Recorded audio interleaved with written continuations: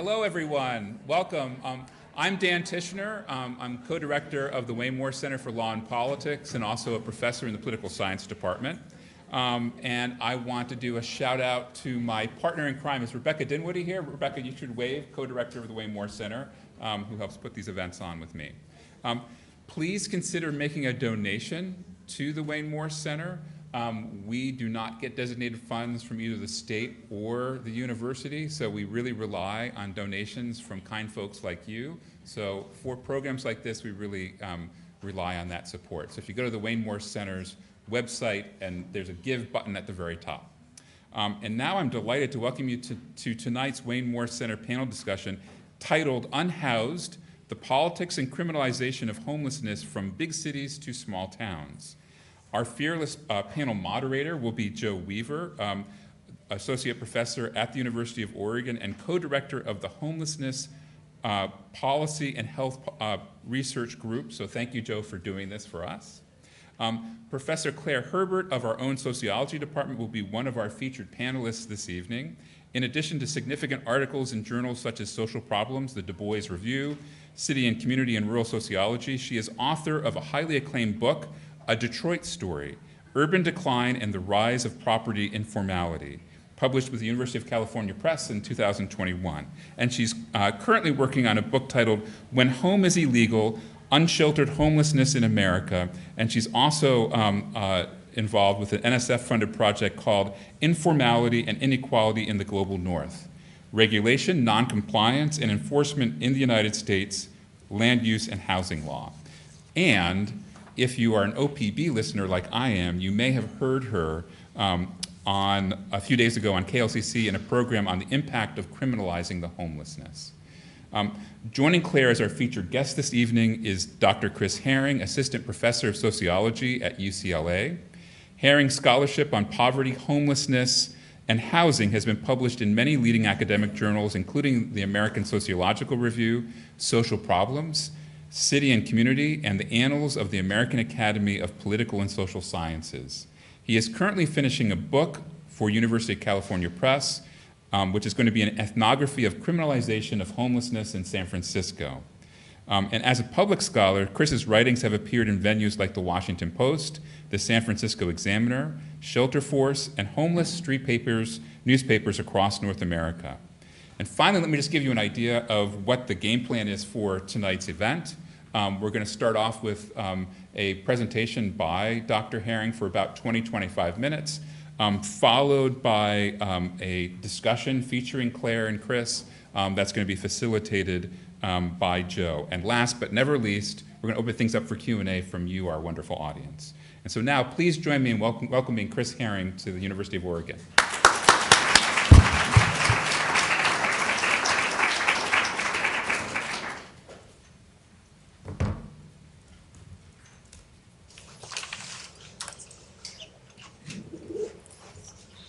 Hey, so great to be here. Thanks so much, Dan and Claire, for organizing this. Thanks so much, Rebecca and Christine, for all the work getting me here.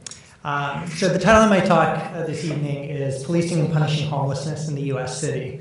And in the discussion later, we'll look at how these processes of punishment and policing work across varied contexts. But I want to first bring everyone to my main research site and focus of my book project in San Francisco.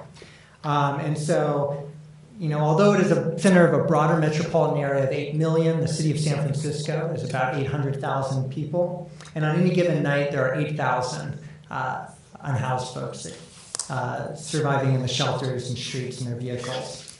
And as you can see in these photographs, they're very publicly visible. And looking at these photographs and images, many of which you also see on the news media, you might appear as if homelessness is very tolerated in the city. Many also point that San Francisco, perhaps more than any other major city, has gone furthest towards ending mass incarceration, reducing its jail population by more than half between 2010 to 2020, where it currently stands today after dipping during the pandemic. And this has led many politicians and journalists to claim that San Francisco no longer criminalizes homelessness. These pundits and politicians on both the right and left of the political spectrum, though, are wrong. The criminalization of homelessness has increased rather than decreased in San Francisco, as in most cities and towns across the US. It's just that the policing and punishment is happening in different new ways that are better hidden. In the last month in San Francisco, police were dispatched to address homelessness over 7,000 times. Teams of police officers and street cleaners clear 30 encampments each week.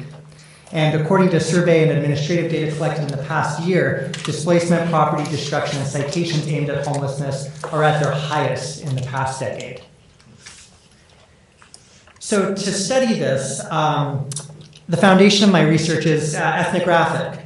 And I'm really thinking of using this ethnography as studying the local state. And it looks at this from three angles. It includes observations studying the state from below, embedded within encampments and shelters. Within the state, where I was observing street-level bureaucrats at their work. And then finally against the state. Across my field work, I worked as an organizer with the city's main homeless advocacy group. I also analyzed city administrative data and conducted 2 large surveys that also included interviews and focus groups. And you'll see a lot of this survey data in this short presentation here that I did in partnership with the Coalition on Homelessness with advocates. So I'm going to begin by discussing the legal landscape and the laws that this enforcement and punishment is based on. I'll then walk through a bit of what this enforcement looks like, and then finally the impacts on those experiencing homelessness. And then after that, I hope we get into the discussion and the Q&A, some of these questions of what this looks like between big cities and small towns, the politics of criminalization, and what some of the alternatives and solutions might be. So to begin with, the sort of legal architecture underlying this are what legal scholars call anti-homeless ordinances.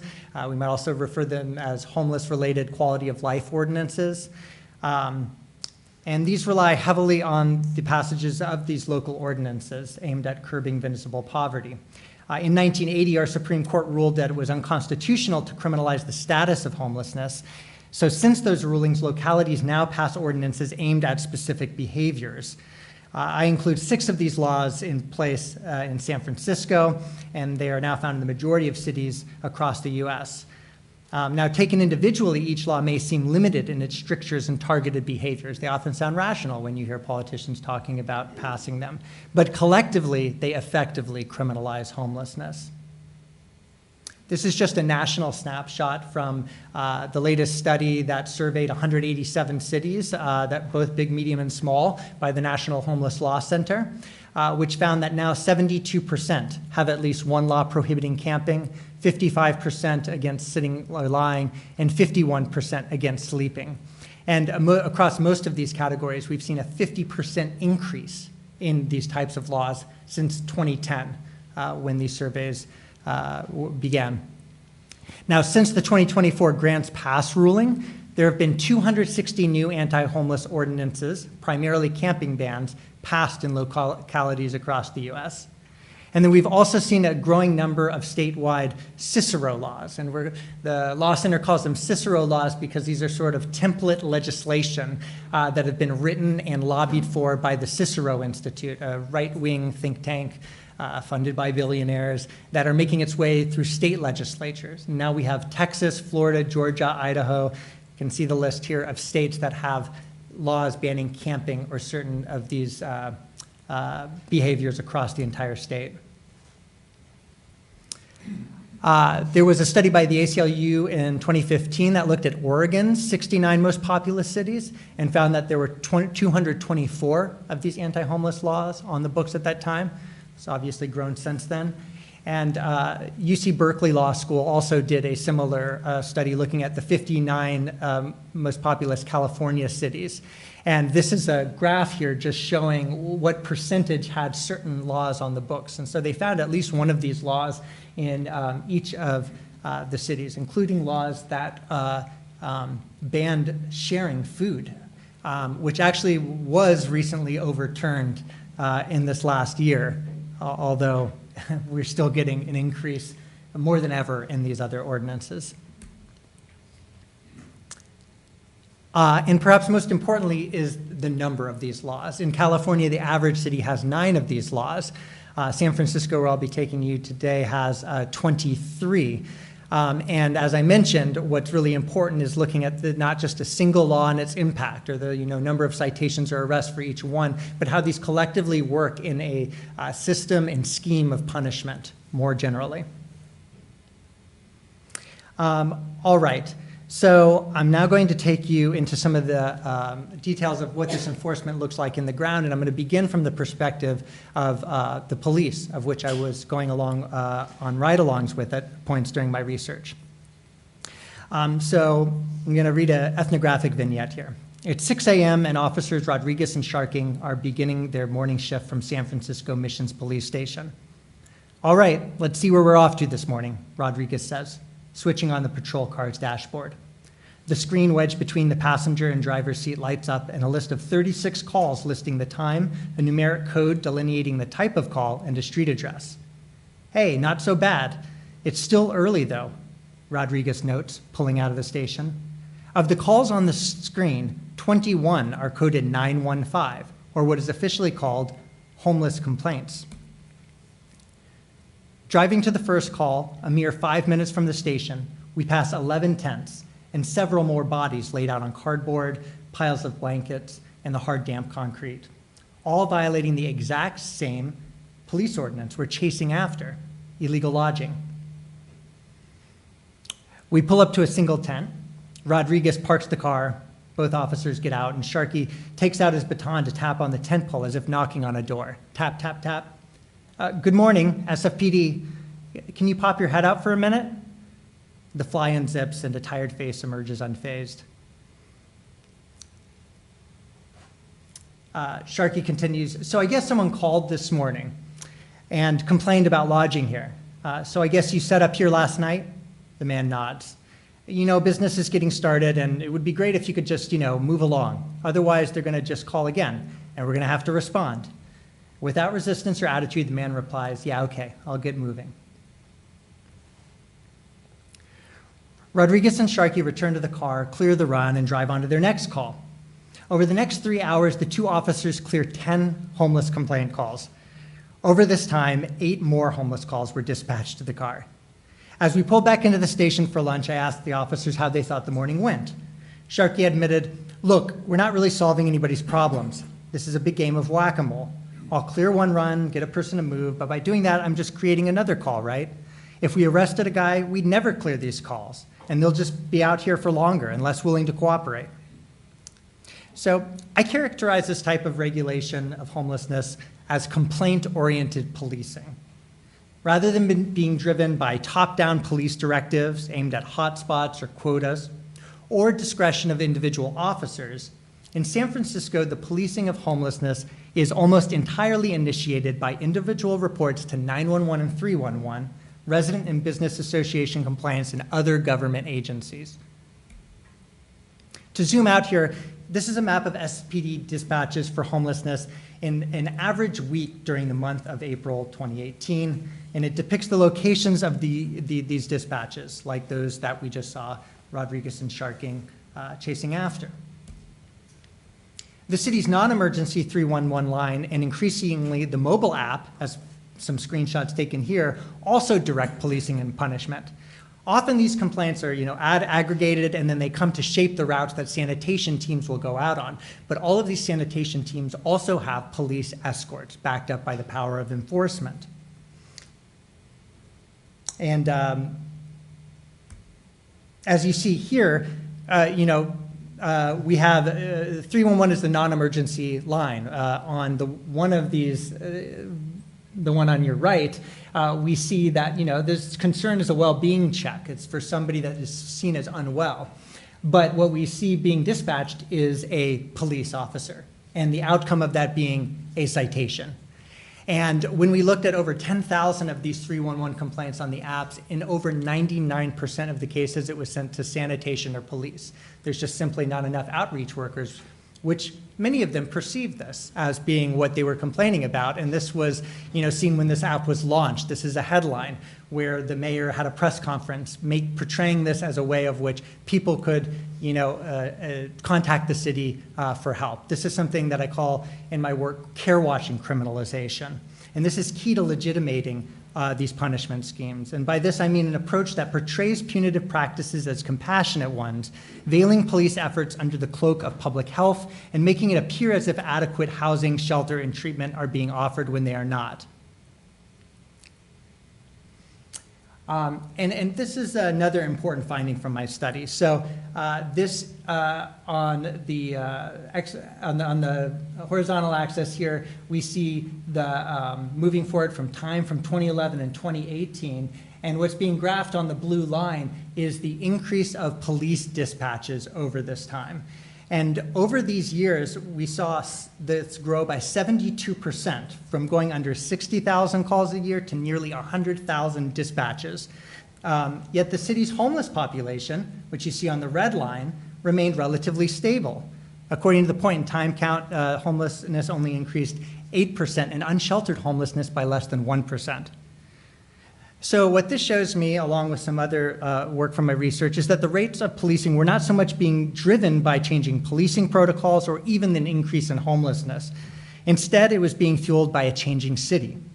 On the one hand, we had urban development, gentrification, new business improvement districts, and the increase of commuters, largely associated with the city's boom in offices for tech companies, as well as a growth in private security. Now, what does this look like on the ground? What are the experiences for the unhoused folks? This data that I'm presenting to you now was a research project supervised by myself and another professor, Delara Yarbrough, in partnership with the Coalition on Homelessness, because the city was not keeping any data on the impacts of enforcement except for arrests and jailing. Yet on the outreach of advocates every day, we knew people were experiencing move-alongs, citations, all these other forms of punishment.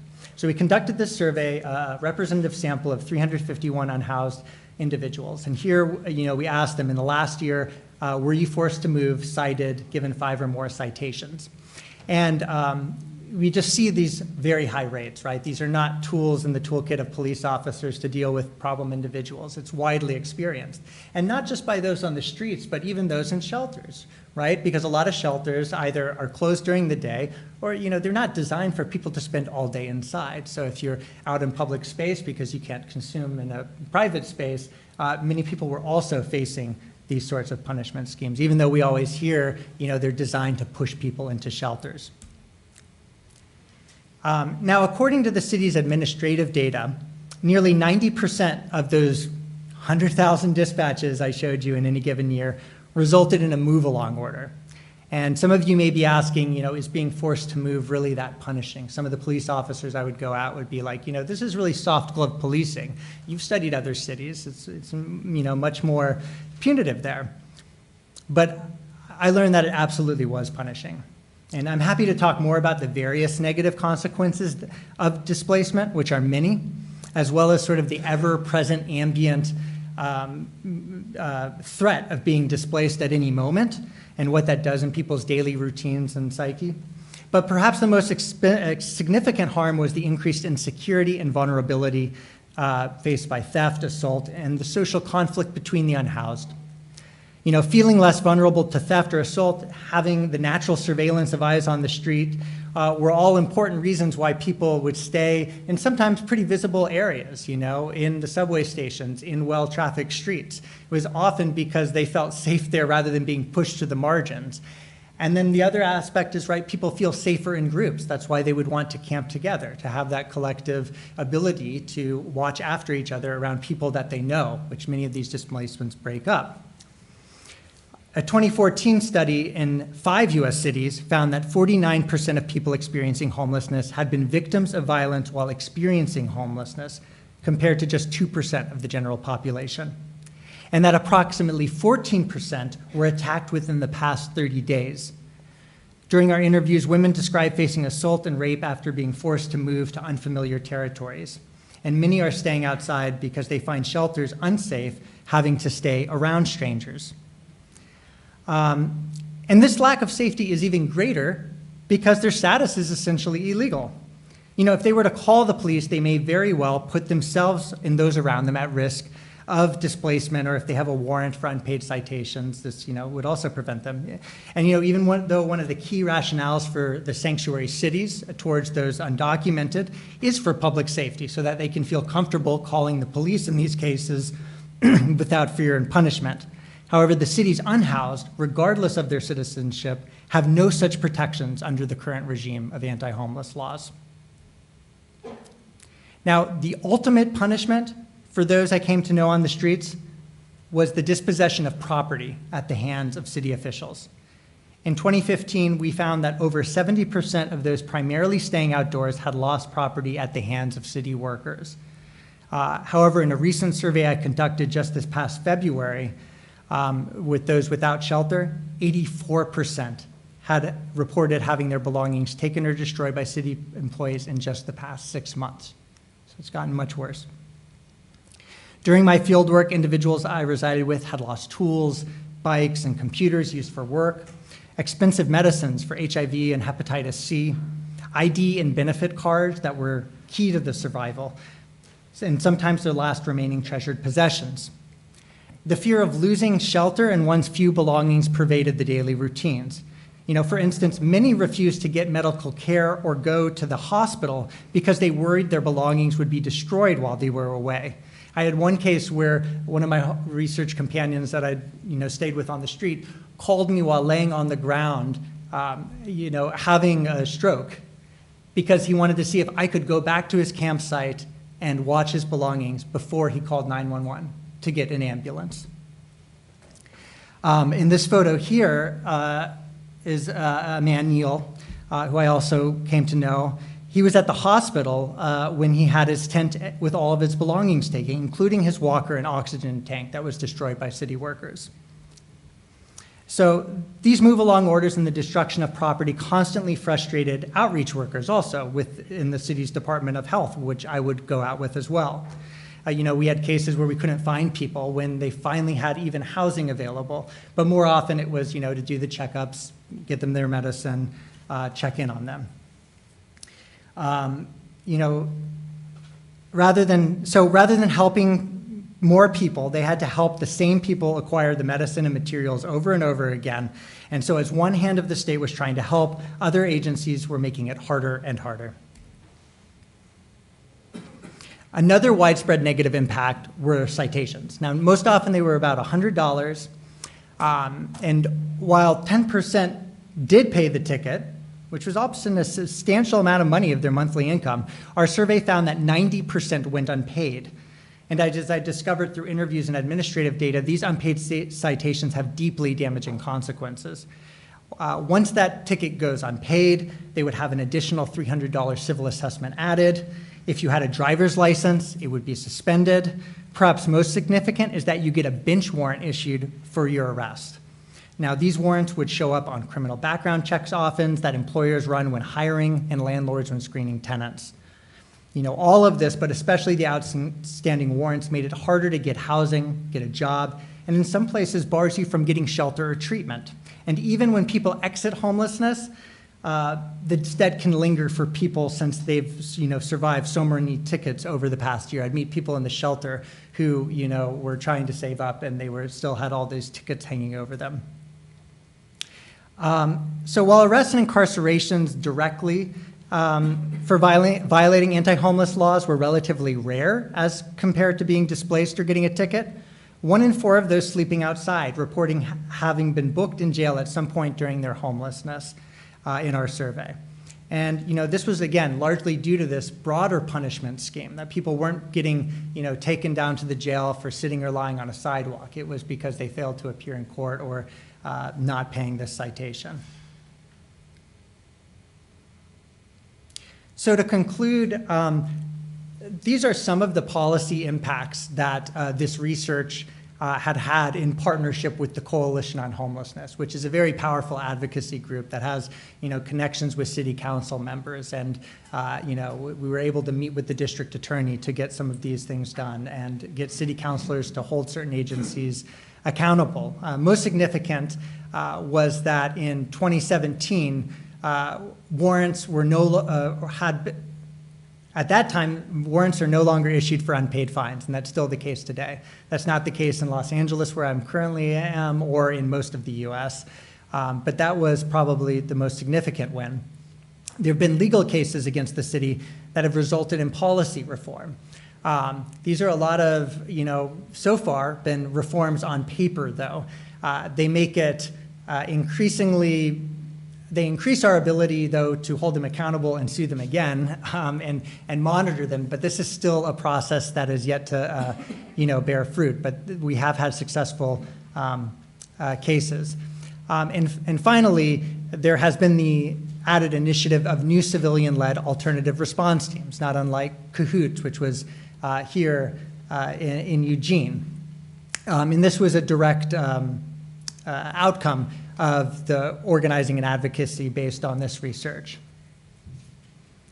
And yet, as I began, the criminalization and punishment has still gotten worse on these key indicators here in terms of the destruction of property, citations for camping, the policing with the sanitation teams increasing, and police dispatches related to homelessness consistently remain high. So I know that's a pretty downer ending, but I'm hoping we get into some of the solutions and other aspects later in the talk.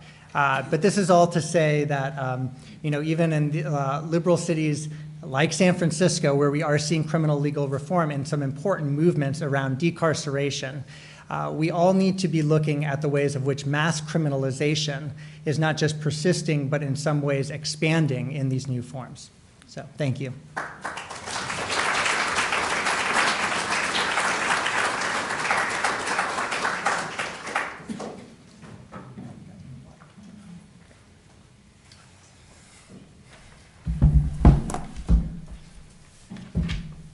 Okay, do I need to move this closer? Probably. Closer, okay. Hi, everybody. Thank you all for being here, and thank you, Chris, for that overview. It's a real pleasure to be here with you, and I'm excited to get this party started, so to speak. Obviously, this is a major challenge all over the U.S. Homelessness is increasing, unsheltered homelessness in particular, and here in Eugene, that is very much the case. We recently, as many of you may know, earned the dubious distinction of being the city with the highest per capita homelessness, especially unsheltered homelessness in the country. So this is an ever-present problem in big cities and small cities alike. And I want to start off by asking both of you if you could say a little bit more about what you perceive to be similarities and differences, either in some of the things, Chris, that you brought up around policing and enforcement, or just in general around the challenges of homelessness, and how those might look very different, say in San Francisco and Eugene, or how they might look quite similar. Okay, sure. So Chris and I have discussed this at a number of different points in time, and I think my unfortunate kind of latest take is that there's actually more similarities than there are differences, in the sense that we both see very similar patterns in terms of the laws and ordinances on the books that allow the criminalization of homelessness to happen, also the kind of informal enforcement practices that are happening by city and county workers beyond the police.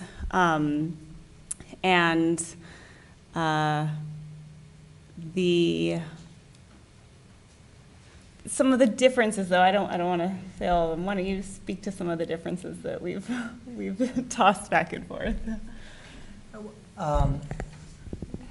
Yeah, I mean, so beyond this work in San Francisco, I've also done comparative research on homeless encampments, including in Portland, Olympia, down to places like Ontario, California, and Fresno and other urban contexts. I also have been an expert witness on cases in Minneapolis, Albuquerque. So I have, some comparative perspective from that. There are many differences, especially I feel more in the welfare aspect in terms of the offering of shelter and the bureaucratic capacity between big and smaller places. But in terms of criminalization,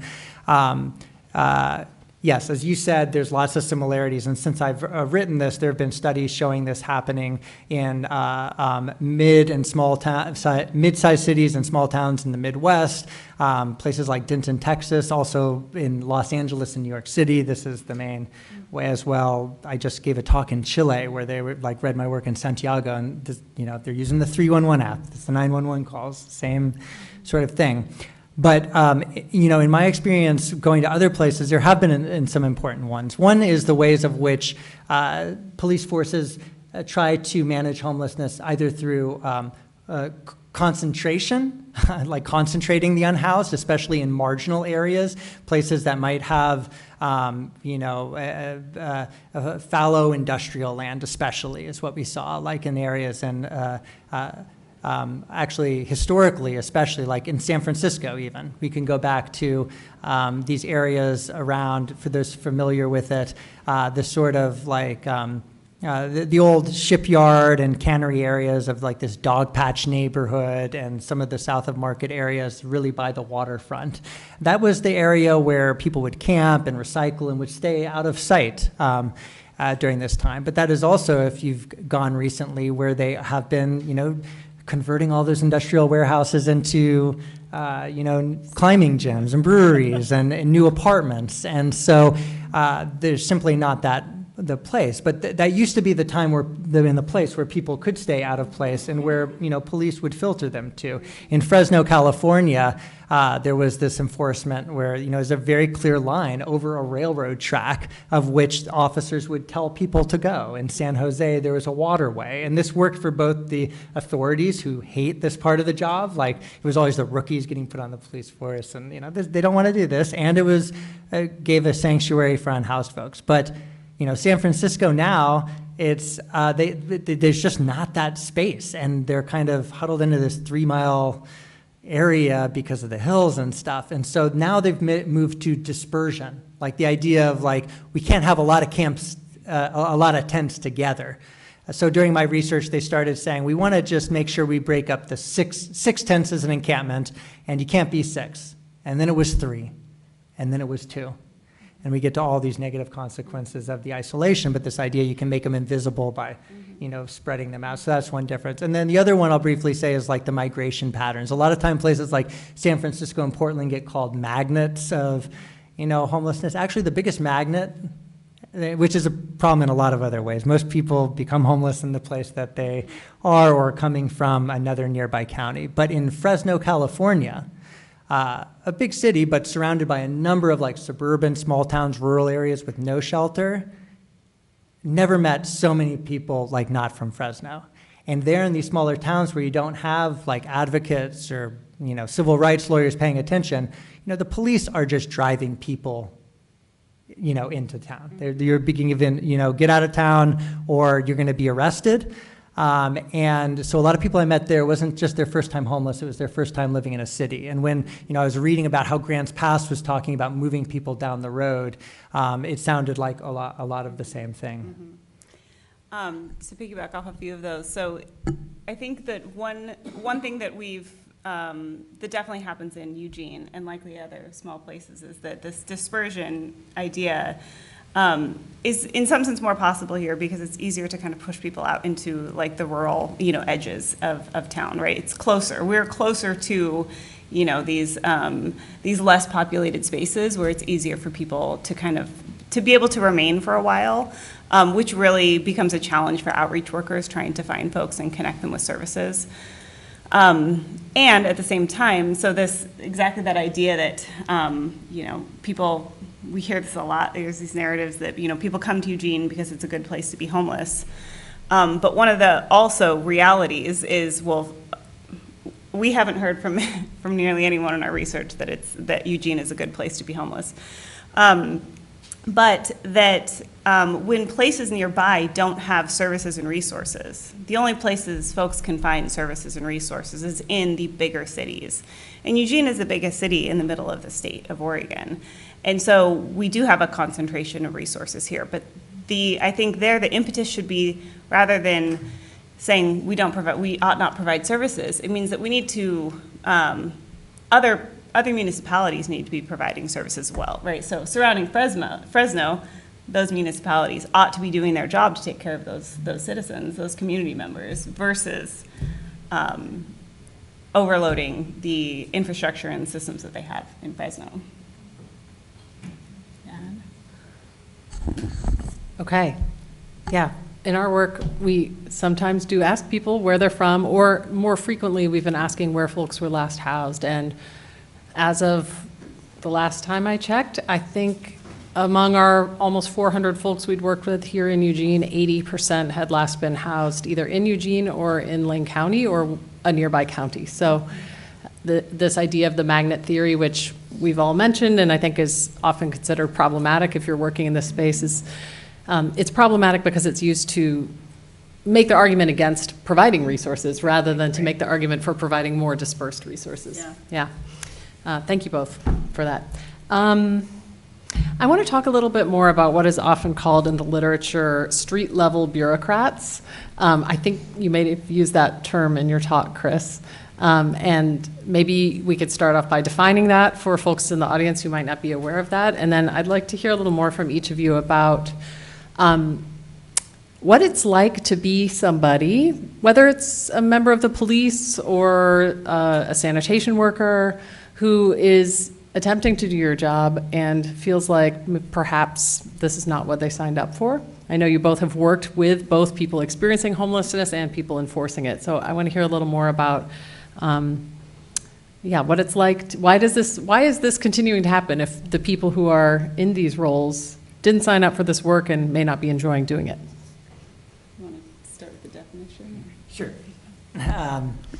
And I can talk about police, and you can talk about all the folks you're talking to here in Eugene, and can come back to me on those others. But street-level bureaucrats is a term that was coined by a sociologist in the 1970s that was drawing our attention to that. When we think of the state or policy, most of the interactions we have in our everyday life are with those implementing it on the ground and the frontline workers, and that there might be policy on paper or laws like these anti-homeless ordinances, but it's the policy and practice that is of particular concerns. So in this work, the street-level bureaucrats would be folks like the police officers, the sanitation workers, the park rangers, the highway patrol, the social workers, the outreach workers. And so I'll just begin with talking about the police, and then I'll come back to some of the others. But I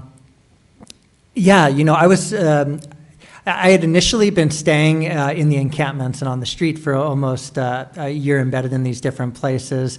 I thought I'd never get to go out with the police because we made this report that was critical of them, and then one of the lieutenants came up to me after and was like, "Oh, you got to see it from our perspective," and invited me to go do these ride-alongs. So I'd already seen sort of the most aggressive tactics and was like, okay, what are they going to show me here? But I learned a lot both about how they were, chasing these calls, but also how they thought about their work and justified it. And they were all very, frustrated. They were all talking about, we can't arrest our way out of the problem. This is not why they signed up to do this work. They were assigning this all to rookies, or it was like officers being put in the penalty box. There were one or two that had like a special heart around the issue of homelessness and were there for those reasons. But, for the most part, this isn't the vocational, this wasn't what they were trained for. This is not why they went into the force. And I think that also goes for like the street cleaners and a lot of other folks who get pulled into this. And so, they felt that they didn't have the right tools to do this. They would often say this should be a social worker's job. Most of them were pretty aware of the limits also, that none of them thought that they were pushing people into rehab or pushing people into treatment, as we often hear from the politicians, which I didn't know. I could imagine them believing this. But they had that on the ground understanding, though they did have some structural incompetencies in the sense of like they didn't know how the other street level bureaucrats were doing their job. Many of them did perceive that there was shelter open that people could go to, but ultimately they were supportive of the idea of like we should get alternative responses. This is not something that they wanted to own by any means. So as part of the research that Joe and I have been doing here in Eugene, we've interviewed folks whose work brings them into contact with the social problem of homelessness in a bunch of different ways. So this includes police officers, it includes folks working in parks, in doing road maintenance, people in public works, waste management, sort of all different aspects of public employees, right, who work for the city and the county. And of course, I've read a lot of Chris's work, and you probably noticed that quote where the police officers talk about playing a game of whack-a-mole. And in one of my first interviews with a police officer in Eugene, he said it's a game of whack-a-mole. And I was like, oh my God, this is exactly what Chris was talking about. And of course, this officer had not read Chris's work. He was not citing it. It is just the same thing that they're seeing, right? That and it's not just the police officers, it's all of these folks who are tasked with moving unhoused people around in various ways in Eugene. They see this as a futile task. They see that they are part of this kind of cycle of displacement that they recognize doesn't solve the problem. But they also, most of these people didn't sign up to do this work. They signed up to work for the Parks Department, or they signed up to, do maintenance for the road systems and things like that. So they also have no training in interfacing with the problem of homelessness. And this leaves people without a lot of the resources and broader knowledge of the problem to understand how the decisions that they're being forced to make can really be influencing and perpetuating the problem of homelessness. So there's a lot of frustration for these workers who are tasked with these jobs. And there's also a very kind of, they experience every day in this work the sense that like, I'm not solving this problem, I'm not doing anything to make it better, but yet I have to come to work every day and keep doing it because that's what I'm tasked to do. And because in front of me is this call log of complaints that I have to resolve because that's the job that I'm tasked to do. Yeah. I'll just say on a few others, I spent a lot of time with the sanitation workers, which in San Francisco, lowest paid workers, they're disproportionately African American in the city. That's like only 5% Black, and many of them themselves had been homeless or knew homeless folks on the street that they'd come across. And there'd be amazing moments of like solidarity and care between running into somebody they knew in high school, or even in one case, a person's cousin. When I was there as an expert witness, one of the street cleaners asked for my card because his family member was experiencing homelessness. But this is incredibly abusive of putting the poor against the poor to do this work. On the other side of it, though, which was actually unfortunately more common, was that the sanitation workers are power tripping, and they're taking this power. They're taking people's belongings. They're stealing it. They're doing the work while these unhoused folks are being, not working and not paying rent, as they would say. And they had no qualms about taking folks' stuff. And we already know there's a lot of sociological work on using sanitation workers as particularly sort of degraded in the social occupational prestige, and the idea that they would have to be cleaning up after the unhoused and serving them was just another taint to this. And then with the social workers, as I mentioned, I'd go out with these social workers who had secured a residential rehab bed. In one case, they had the offer of housing and they couldn't find the person. There would be times over and over again where they would be going out to check on people's, were they taking their medicine for, critical issues. And, we'd hear over and over again that their medicines were taken. The worst was when they tried to do this interagency stuff where they try to say, oh, let's get the police and the, outreach workers to coordinate. And so there was lots of tensions around that, of that you're going to betray the trust of doing this rather than having a true alternative that might separate them. And so, a lot of times we talk about the outreach workers getting burnt out because of the stress of the job and all of this, but I think this was really more of a case of spoiling their vocation.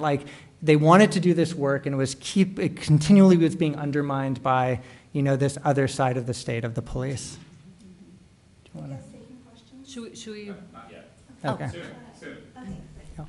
I'm excited for your excitement. We will definitely leave lots of time for questions. Yeah. Yeah.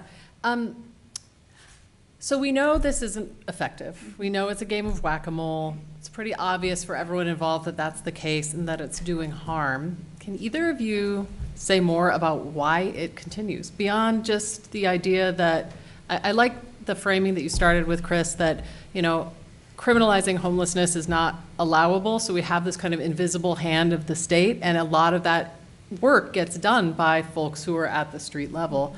Why are folks who are higher up on that political food chain, politicians, why are they supporting this if we have so much evidence that it doesn't work? And maybe there are similarities here or differences between big and small cities. Again, yeah. Yeah, I think it's useful to divide why the laws are still being passed and then why the enforcement is happening. So when I was in San Francisco, they passed a new anti-homeless law during my time of research in 2016. It was a anti-camping ban. And during that time, I'm out with a lot of the street level bureaucrats, including the police, and I'm like, what do you think of this law? And it's I don't get it. We already have 8 different ordinances for that guy in that camp there. It's all political. And I think that's what it is a lot of times. It's political theater. All this stuff, even all those ordinances I talked about after grants passed, does it matter on the ground? It depends on the municipality. But what these laws are for is to get politicians to take a vote, to take a stake in this. Oftentimes it's, between an election where one official says, I'm going to come in and I'm going to crack down on homelessness because I've got this law. Other times in San Francisco, it's getting the progressives versus the moderates to take a stand. And often these laws are just misportrayed to the public. That anti-camping ban that I mentioned, it was literally, all it was a change to the police code to make it illegal to camp anywhere in the city. No extra resources, no housing. It was a ballot initiative. The 2 city council members who supported it and crafted it, what did they name it? Housing, not tents. And the whole ad campaign was about the dangers of encampments and how we need housing, not tents. And so that's another example of this sort of care-washing criminalization. So I think it's a lot of political theater there. And then on the ground level is there are serious issues with, there are non-serious issues with folks being outside, but there are a lot of serious issues, right, with folks having to survive outside. I mean, the unhoused folks I've spent time with would be the first to tell you of the public health threats and all the dangers and all this stuff and all the reasons that, us as residents, are worried and concerned about these. And so, but again, if the only number you can dial is 911 or to call or a response, these keep growing as homelessness persists and people have less spaces to carve out survival. I think one piece of this massive problem is that addressing homelessness is or making it, rare, brief, and non-reoccurring, it's a massive task at this point in time. We have basically, as a country, we have sunk so deeply into this problem because it has been sort of on our doorstep and then in our home. I mean, it has been growing for years without any sort of really widespread effective political mobilization to address it, because this means undoing a lot of really problematic policies. It means redirecting resources. It means addressing massive gaps in, social safety net and income inequality and wealth inequality and housing production. And I mean, these are really, really big problems. And so what happens at sort of the, the level of like a city like Eugene is you have people who are trying to address the problem that's right in front of them, but that's not the root of the problem. The problem right in front of them is there's this person camping outside, or there is, someone who looks like they're in crisis who I think is unhoused. And who do we call to help us? Who do we call? Like, who do we have? We have EPD and we had Cahoots, and that's it, right? And so in spaces where you have everyone is concerned, everyone wants the problem addressed, but no one who is on hand to call to try to address it actually has the ability to address it, because there is a ton of infrastructure, resources, and sort of much bigger scale political decision making that has to happen in order for that outreach worker to go out and actually get someone housed. Because right now we have outreach workers going out and all they can offer is some basic needs resources. They don't have housing to give out, right? And so what are we doing except sort of shuffling around people and problems because we don't actually have the thing to give them that will help solve the problem, which is helping people move into housing or helping them get the kind of real supports that they need, along with housing and shelter. Okay, following up on that, so we've talked a little bit about differences or similarities in big and small cities. What about in Democratic-dominated areas versus perhaps Republican-dominated areas? How do we see these ordinances and people's responses to them working similarly or differently? Well, I think there's a lot of similarities in practice when you look at, like, you don't see big distinctions in the levels of punishment between conservative and liberal areas. What you see, I think another example is when the Supreme Court ruled on Grants Pass, where there was a consensus among the liberal justices that this was indeed cruel and unusual punishment. You had California Governor Newsom celebrating the decision, Mayor Breed in San Francisco calling it a godsend.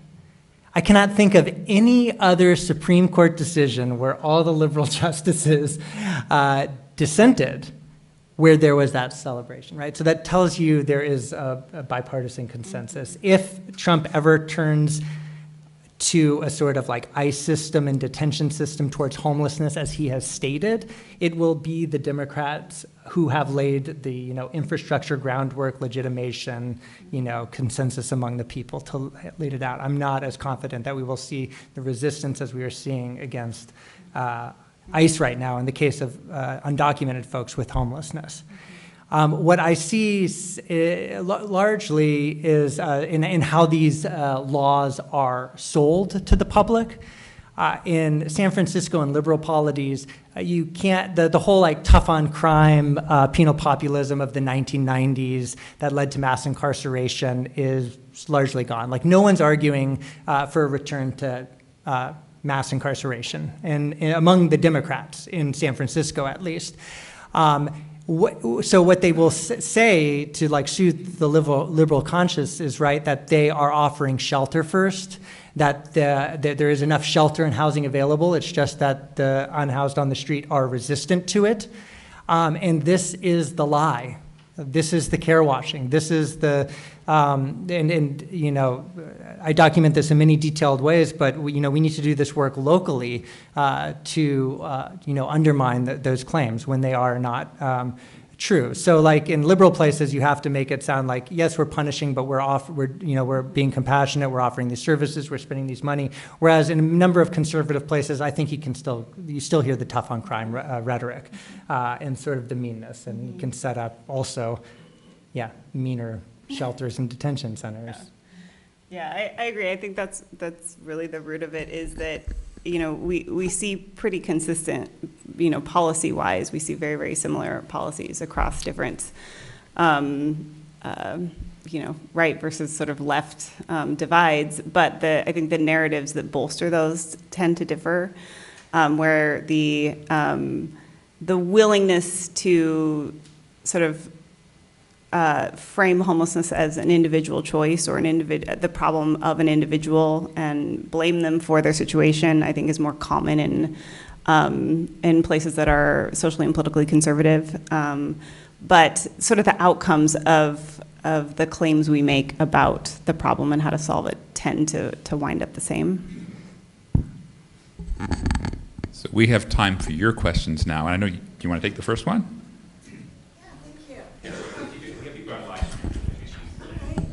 Thanks.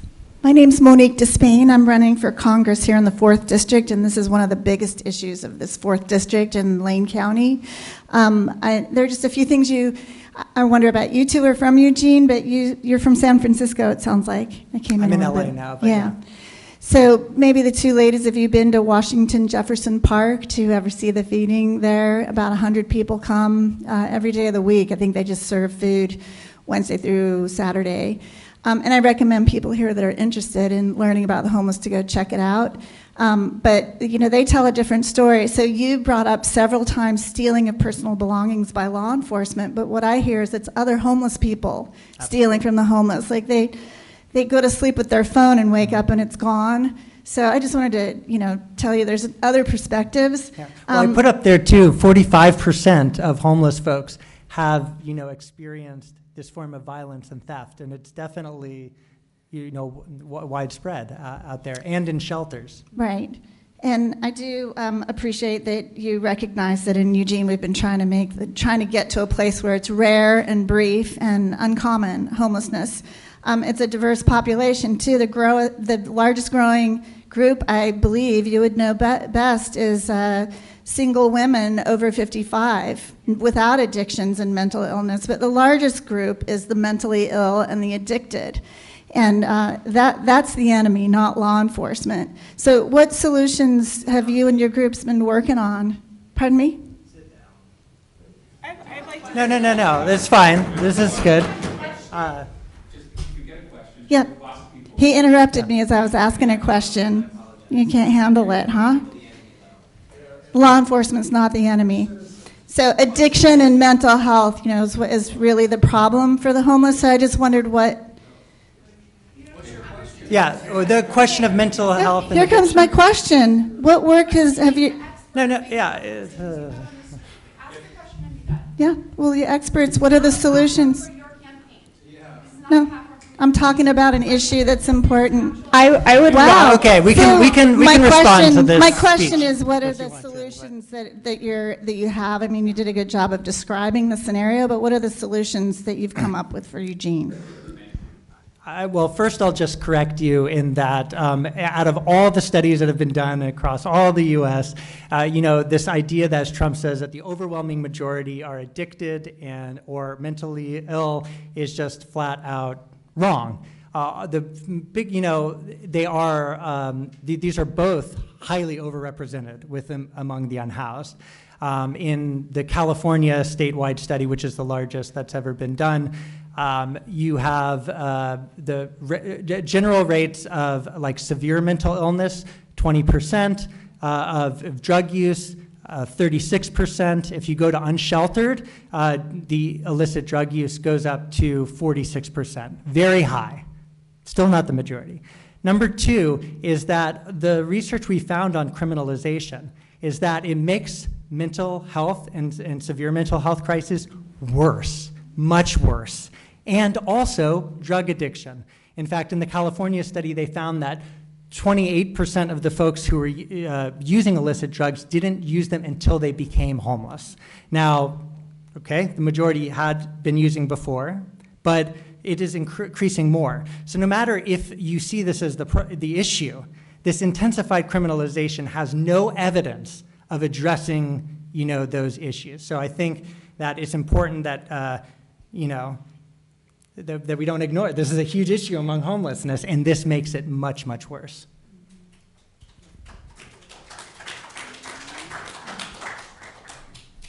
And while we're taking a question, I'll just jump in to say that in the work that we're doing here in Eugene, we ask questions and we do health tests as well, including symptom screeners for mental illness, as well as asking people about diagnoses, including substance use disorder. And we're seeing numbers that are very, very similar to what you just cited here in Eugene as well. We're not arguing that mental illness, including substance use disorder, is not a problem at all. We're arguing that's definitely a problem, but that it is overrepresented, and it is under half of the folks that we work with outside who are dealing with those things. And it's important to be addressing those, but also not making homelessness that. And there's also just not enough treatment. Well, in that California study, 1/5 were actively looking for drug use treatment and couldn't get in. So many times I'd be with folks who were trying to get into the residential drug treatment and couldn't. Many times when they were finally, ready, they had to wait, and by that time of that opportunity, disappeared, you have a small window of opportunity. And now what we're having in San Francisco and California with these care courts, which is sounds good, right? Give people the option of treatment. Well, if we're not creating more treatment beds, all we're doing is taking even more resources away from people who are trying to voluntarily access this until they're in total crisis. And the only way you're now getting these hospital beds that are now opening up is by going through the courts, which again is not the way forward. So first of all, my name is Nina. I'm a student at the UO. So given the frustration you talked to people about from the street level bureaucrats at many different levels, given the high police budgets in cities nowadays, how should we advocate given so not only the people individually are feeling frustration with this, but if even police officers are feeling frustration and they're feeling like this isn't their job and an outreach worker should be doing this, how can we all together advocate for that money to be redirected in a way that could be better spent on a housing first model or more outreach or more shelter beds? So, yeah. Yeah, I'm excited that I can bring up two recent examples with the mayoral election of Mamdani and Katie Wilson in Seattle. Both of them ran explicitly against the aggressive sweeps in their cities. The way they spoke about the issue was one of which, they talked about, they didn't deny the increased fears and issues of public safety, but they included, as you mentioned, the issues of safety for the unhoused as well, who are also not safe. And, neither of them went with the defund, cutting police budgets, but they were the Office of Community Safety in New York City this is something that we can add in addition that, worked well with both liberal and, more democratic socialist perspectives that was popular. So I think there is an appetite when these things eventually run their course and nothing's working, that people are hungry for these alternatives. So that's an example. And I think one thing that's happening is residents and decision makers in cities are getting really frustrated with the problem of folks living outside in their cities. They are directing resources toward addressing the crisis on the street, which means moving people around, right? Because when people live on public property, in public spaces, in parks, et cetera, there are tensions over what's the space supposed to be used for? Because we have folks who have to live here, who have to sleep here, who have to spend all day here because they have nowhere else to go. But we also have folks who, want to use these spaces for other purposes. And we are increasingly, cities like Eugene with high rates of unsheltered homelessness are spending a lot of resources on the downstream sort of outcomes of unsheltered homelessness, right? And managing the problem downstream by creating new teams that go out and move people when they're, violating a, camping ordinance or when they've overstayed the parking limit and things like that, as opposed to recognizing those resources would have a longer term effect and a more meaningful effect if we devoted them upstream to preventing homelessness and to getting people into housing, which also means building affordable housing. One of the obstacles there, though, is that we don't see those effects as quickly, right? Because building housing is a long-term project, whereas when I can get someone to move that, that van down the block, that's an immediate resolution for me as a resident to the problem that I'm concerned with in the moment. And I don't want to minimize people's feelings that that is a problem, right? If you're a resident here and you are concerned when you see unhoused folks nearby, that I don't want to diminish your sense of concern, but I think there are variations and gradations of concern, right? And, as you mentioned, Chris, like unhoused folks will tell you, like, yes, it's a problem that we are living outside. This is not where we ought to have the resources of housing, right? Anyway, I'm off on a tangent. So I've been in meetings with government officials here in Eugene and some very vocal residents who espouse the San Francisco program of shipping them out. Again, the myth of they're all from outside. Can you describe the actual program that San Francisco uses? Because what my research doesn't show that it's this panacea that some very vocal residents think it is. Sure. Also, I think it's important to note that dozens of cities across the U.S. do this, including New York City and Hawaii, who give people plane tickets. And so there was a great investigative reportive article that was just showing, again, it's just shuffling people around across different borders. So actually, one night, I'm all for free transportation for people to go where they want to, and there's a place for that, right? You could have social workers offering tickets to people in shelters and whatnot. That's fine. That's very voluntary. But they were not offering that. They were not going up in the shelter line to people with tickets.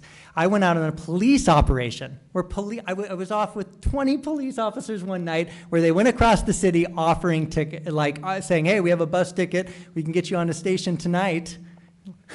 They weren't threatening arrest, although some of the social workers said that sometimes an officer would bring them down to the office where the kind of welfare office where they get the tickets and leave them there, and there was like some threat there.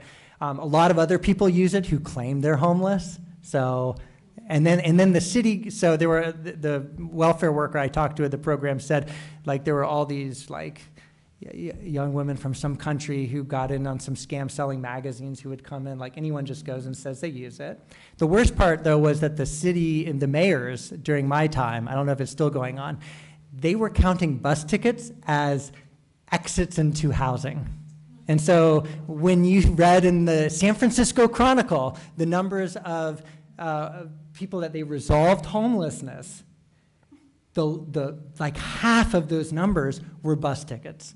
And you know what? On that night I was going out with police officers, about I think it was like about a fifth of the people said, "Oh, I already used the ticket," because you can only get the bus ticket once. They just go away and they come back. They got 2 people that night. One person had just arrived from Seattle yesterday, and the other people wanted a ticket to New York, and then they got on the phone and we found out they were scamming it, and they were talking to someone in Santa Cruz, and we're like, we'll go there. It's, again, largely, it's great if it would work as family reunification is there, but it's manipulated in all these ways, and everyone's doing it. Thanks for the presentation. It was, very sobering. And I had a question about your first slide, I guess, that showed some correlation between homelessness and criminalization and the fines. So the fines are what would look or what would seem to be prohibitive for, because they escalate, right, if they're unpaid. Yeah. And then they lead to more severe sanctions. Mm-hmm. So is the point to actually, is it a carceral aim or objective? Because you give people citations that they're not going to pay, they're going to end up in jail at some point, right? Yeah, though the way it often worked is they would take them into the station, clear the warrants, and they'd be out like the next day. So, but to get to your question to the point, because I was asking the officers, like, why would you give someone a citation? What do you think this is doing? It's all to separate people from property. I call it arrest to dispossess. So officers would take people down to the station, call the sanitation workers, they'd clear the property. It was used to hang over their heads. It was like leverage. The police hated it when the warrants weren't there because they said people would cooperate more, right, when they had the warrant there. And the last thing they would say is that it was like a receipt to show the person complaining, like so that the captain could be like, we responded to your complaint. It wasn't for the unhoused person themselves. It was for the complainer. Just to clarify, but is that only in San Francisco where they've taken away the warrants, or in other jurisdictions? So far, I've not heard that being taken away. Like in Los Angeles, that's the case. In Albuquerque, that's the case. I'd love to hear more of it. That was an innovative project, like an innovative move by a progressive DA. I hope that more places are doing it, but I haven't heard of any.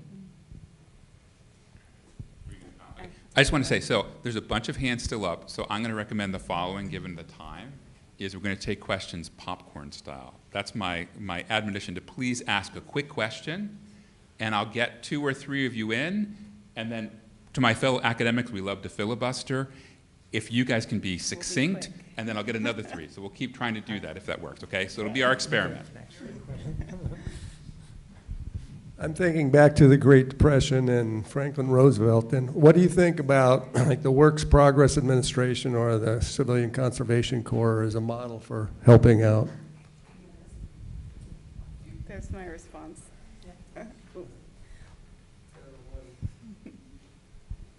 Hi, I was, sorry, don't hold the microphone very often. So I was wondering, I've been reading Achille Mbembe. I'm a student at LCC here, and he talks about how settler colonization was a technology, a migration technology, to move the idlers and the vagabonds to this new place to then colonize land and then send back to the metropolitan.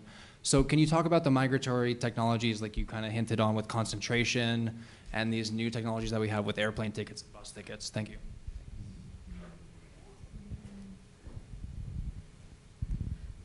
I was just wondering, because in your presentation, you talked about some laws that were, or policies that were passed to kind of like, in theory, like assist homeless people that weren't really like put into fact or like done in fact, as opposed to the grants pass case, which was kind of like a sweeping reform that really affected a lot of policy towards homeless people. So I was just wondering, beyond the grants pass case being on a different, fundamentally different level, like why those 2 different policy reforms were taken so differently. I'm going to sneak in one more, then you guys can sort it out. Yep. I think we're at the portion where we want to hear some solutions. And I know that in the Scandinavian countries, they use something called Housing First, and I'm sure you're familiar with that. And I know Canada's had some very positive results with that. If you could speak to the Housing First program, that would be great.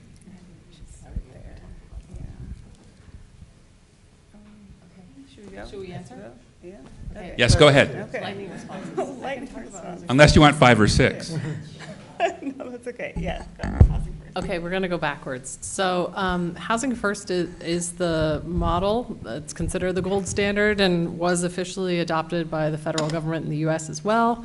Maybe it's officially still adopted, I believe. This is the model that that aims to get people into housing and then stabilize other aspects of their lives later on. I'm actively working in a couple, with many folks in this room, in a couple of Housing First based model facilities here in Eugene right now. We have several. We have lots that are being built as well. And what I'll say is that they are wonderful, and I'm so glad that they exist. We don't have nearly enough of them. And those that do exist are in, this is a relatively early stage experiment, social experiment, and there's a lot of unmet need that is still happening for folks who are able to get into those programs. And that's not a critique of the Housing First model, but rather just a call for more and more. We need more of it, and we need to be thinking about how the Housing First facilities we can create can meet people who have very different needs, very different sets of needs, and maybe at very different places in their lives. I think one thing that is missing from a lot of policy and a lot of services is the incredible diversity of need that exists out there. What works and what is welcome and needed to help one person isn't the same as another. I'll tack on to that a little bit and go back to this, the idea of the WPA. In terms of solutions, I think prevention goes a really, really long way, and that we're not necessarily taking that enough into account. Eviction prevention is homelessness policy. Affordable housing is homeless policy. All of these ways in which we can intervene before people end up unhoused. This is how we prevent things like chronic illnesses from getting worse, from people self-medicating on the streets with substances. I mean, we have women in our study, in our research, who talk about using drugs to stay awake all night, because if they don't walk around all night, they will be victimized. And when people lose their housing, they lose all their things, they lose their jobs, their kids sometimes don't make it to school. Problems escalate and accumulate when folks lose their housing. So if we can prevent people from losing their housing, we are tackling homelessness. There's a lot of research that suggests that sometimes folks just need an infusion of a few $100s to prevent becoming homeless. We also need things like, we need to really rapidly produce housing units, especially in a place like Eugene. Things like manufactured housing, trailers, these are great ways to house people. Manufactured housing is actually the largest source of affordable housing in the country, but is increasingly being bought up by corporations. It would be great if we could think about, as a community, ways to support manufactured housing development in Eugene. But, people don't really like it. It doesn't look good in their neighborhood. You want to tag in here somewhere? Sure. I agree with all of these solutions to the big issue, which is like ending homelessness. And then we don't have to worry about criminalization. Right. I will speak to some of the solutions I see to reduce the criminalization. There are efforts of passing laws that would end this sort of race to the bottom among localities and passing ever more anti-homeless laws, which would be at the state level. There were currently 8 proposed laws across different states this year. Only one made it to committee. It's actually called the Gloria Johnson Act, and it's model legislation, based on the Johnson versus Grants Pass ruling. That would basically make, just like as our Supreme Court has overruled the protection of abortion, it would be state level legislation that would do that. Another is creating true alternative police responses. We're seeing a lot of these pop up across the country right now, and a lot of times they're in like pilot in small areas, not open all the time. This is like how it looks like in Portland. But it will be interesting to watch sort of Mamdani's vision in New York City to see if this can scale, and that you're not sending an armed officer to address so many of these calls. But again, I say we need to do this appropriately. In San Francisco, we had one of these alternative response teams, but unfortunately, this punishment has increased, and we need to analyze not just how many calls they're diverting, but these other areas of punishment. Because what in San Francisco has happened is they're just using this alternative response team to respond to a select group of these low-level calls so they can police more efficiently in other ways, rather than reduce that policing, which needs to be the metric. And then finally, we do need more sanctuary, shelter, and also sanction encampments in the meantime, and they need to meet the needs of those experiencing homelessness. Too often we're just trying to do this the cheapest we can, and the contracts aren't well thought out, and we're not really listening to what folks need. That was just on the solutions. We didn't even address the others. But I think that's one that we should chat about afterward, because that's a really good question. So that's a one we could theorize about for a while. And there's the Green New Deal for housing, which would go through the production. Okay. But I got one here. Hey, so I used to work in community development in a rural community, and you were mentioning the communities outside of Fresno kind of pushing people into Fresno. And so I was wondering, One of the big barriers to getting transitional housing and shelters in rural communities is that there aren't wraparound services and there aren't those social services. Like, what are some solutions that rural communities can use rather than bus tickets to Eugene? Well, I think one thing we've seen is that where areas where housing is cheaper is where you can quickly ramp up housing first as a solution by giving people vouchers. Because there's housing first where you have these like entire buildings that are like the project based with the social worker downstairs. But most of the housing first in the US is you give them a voucher and the social worker goes. So the reason that, the two big examples are Salt Lake City did this at one point and Houston rapidly reduced their unsheltered places. Not big liberal cities. I know, right? But housing was cheap there, and there were vacancies, and you could do this. So in the rural areas, manufactured housing, I think there's actually possibility just get people housed. But the services is unique, and we have very little research on rural homelessness, unfortunately. We're going to take the two next questions. Okay.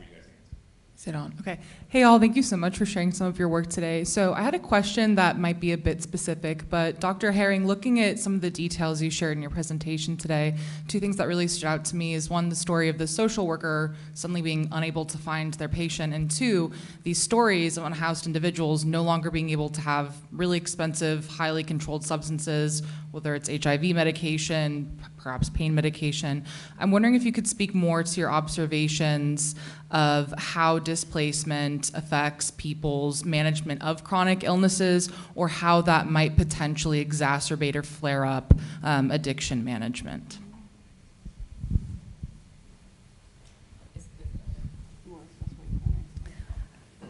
I had the honor of working with many of the sanctioned homeless groups through the Parks Department.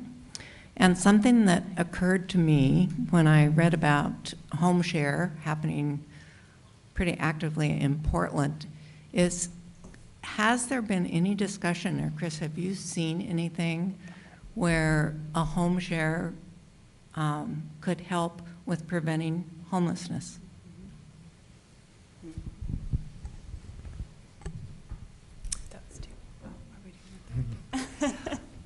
Great. By home share, you mean multiple people living like as roommates in a place, or no? All the empty bedrooms we have in the country, people are getting together and finding out if they work well together. There would have to be bedding, there would have to be that structure, support structure, but just a different model.